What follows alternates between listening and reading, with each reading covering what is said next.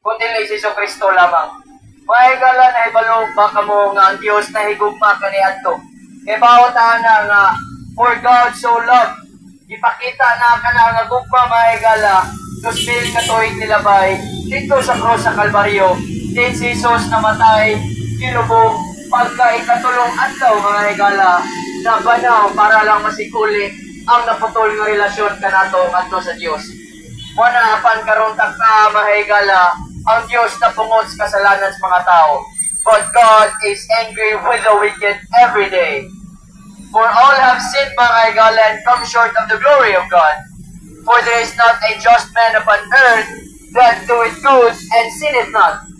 Kay balutang nga natay mga higala, natay mga kailang at tarong, ang panangkanang tawhana na kay balo kung siya mismo nga dili siya perfecto. Kay balo siya mismo nga doon na siya isala, doon na siya mga kasaypanan nga siya o ang Diyos rin na hibaw.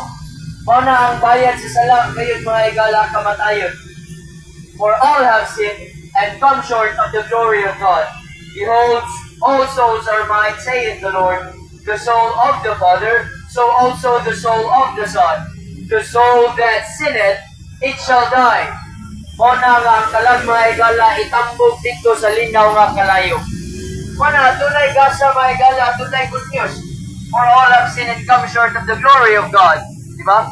For all have sinned and come short of the glory of God. But the gift of God is eternal life through Jesus Christ our Lord. Ang pamahagi ra kayo mga higala mo si Kristo, ang pagdawat kaniya mga higala, ang pagduol, pagdangog, diha kaniya isip personal nga manuluwas. That if thou shalt confess with thy mouth the Lord Jesus, and shalt believe in thine heart that God hath raised him from the dead, thou shalt be saved, my higala. For whosoever shall call upon the name of the Lord shall be saved. Wala kayo ipili ang Diyos, my higala, dres kalibutan, kinsa ang maluwas, kinsa ang dili. Apan ang Diyos nagsulti, will have all men to be saved and to come unto the knowledge of truth.